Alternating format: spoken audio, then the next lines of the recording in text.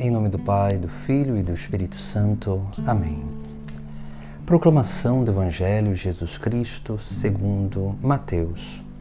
Naquele tempo disse Jesus aos seus discípulos: Vós ouvistes o que foi dito, amarás o teu próximo e odiarás o teu inimigo.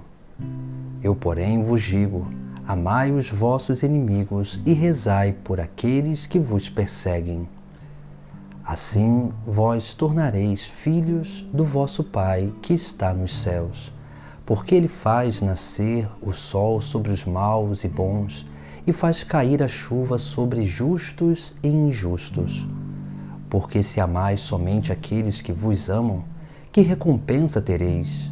Os cobradores de impostos não fazem a mesma coisa?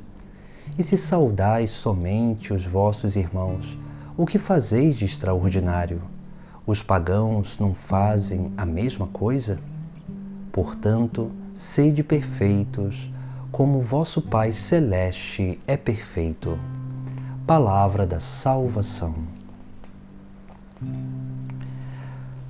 Hoje no Sagrado Evangelho nós vemos, nesse final, aqui a última frase, o último versículo que Jesus Cristo aqui nos diz, e ele vai falar: portanto, sede perfeito como o vosso Pai Celeste é perfeito.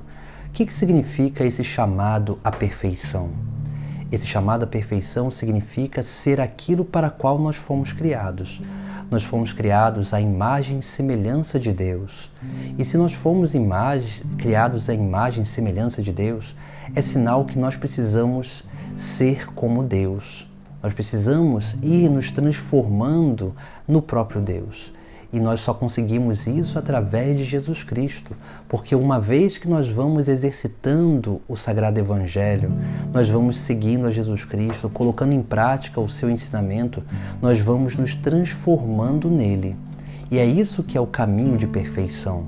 Nós não seremos perfeitíssimos sobre esta terra, mas quando Jesus Cristo diz sede perfeitos, Ele está nos chamando a atenção que nós precisamos trilhar um caminho de aperfeiçoamento, porque a nossa natureza desordenada não está perfeita, mas nós precisamos galgar esse estado de aperfeiçoamento a cada dia.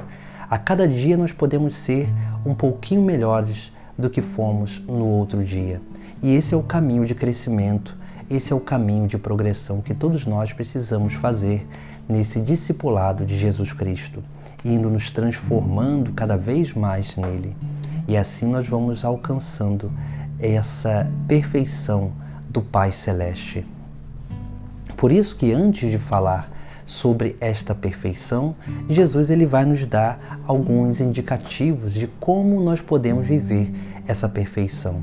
Veja que Jesus Cristo ele começa com um dito antigo e ele vai dizer, aos seus discípulos, vós ouvistes o que foi dito, amarás o teu próximo e odiarás o teu inimigo.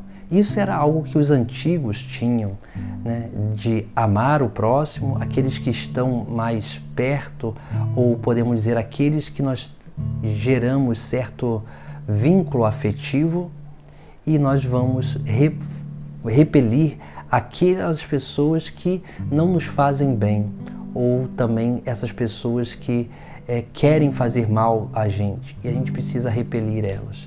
Esse dito antigo, ele estava justamente para com essa realidade. Mas olha o que Jesus Cristo vai dizer: eu, porém, vos digo, amai os vossos inimigos e rezai por aqueles que vos perseguem.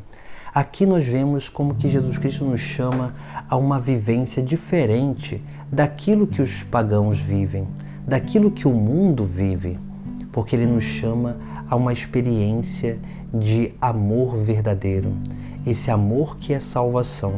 Por isso que Ele diz, eu, porém, vos digo, amai os vossos inimigos e rezai por aqueles que vos perseguem. Ou seja, a nossa vida é um instrumento de salvação. E para que a nossa vida continue sendo um instrumento de salvação, nós precisamos gerar salvação na vida das pessoas.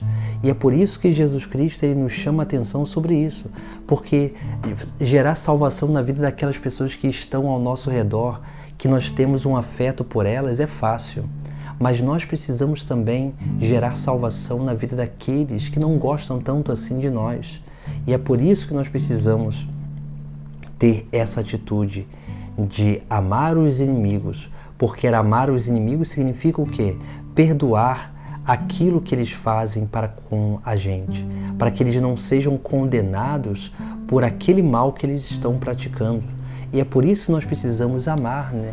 Precisamos rezar por essas pessoas que muitas vezes querem o nosso mal ou fazem o mal a gente, porque quando nós rezamos para ela, nós impedimos com que o ódio, com que a mágoa, esse sentimento e essa emoção ruim possa envenenar a nossa experiência de fé, envenenar o nosso coração. E quando a gente reza por essas pessoas, na verdade nós estamos o quê? Combatendo esses sentimentos ruins em nós, para que a gente não fique escravizados neles, que eles não se tornem um trauma na nossa vida, mas consequentemente nós também estamos o quê? Libertando essas pessoas do mal que elas poderiam pagar no futuro, na vida futura, por aquilo que estão fazendo a cada um de nós. Então é aquilo que Santo Estevão faz. Santo Estevão estava sendo apedrejado pelos seus algozes e ele vai perdoar cada um deles. Por quê? Porque quando nós entendemos que nós somos um instrumento de salvação, nós queremos salvar a todos, até aqueles que nos querem mal. E é por desejar a salvação de todos que nós vamos cada vez mais nos esforçando para isso. E aí nós fazemos a nossa parte de perdoar a ofensa que nos fazem, o mal que nos fazem, a perseguição que nos fazem, porque quando nós perdoamos, nós libertamos aquela pessoa daquele pecado, daquele erro, e nós vamos cada vez mais buscando gerar salvação na vida dessa pessoa.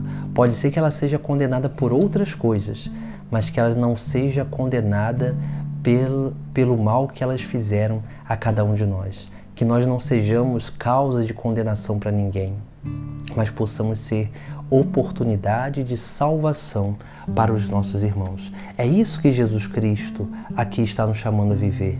Por isso que ele diz que nós precisamos ser perfeitos como o Pai do céu é perfeito, porque o Pai do céu ele é sempre misericordioso, ele é sempre amoroso. O Pai do céu ele sempre dispensa o perdão, ele sempre dá o perdão a cada um de nós, aqueles que querem se arrepender.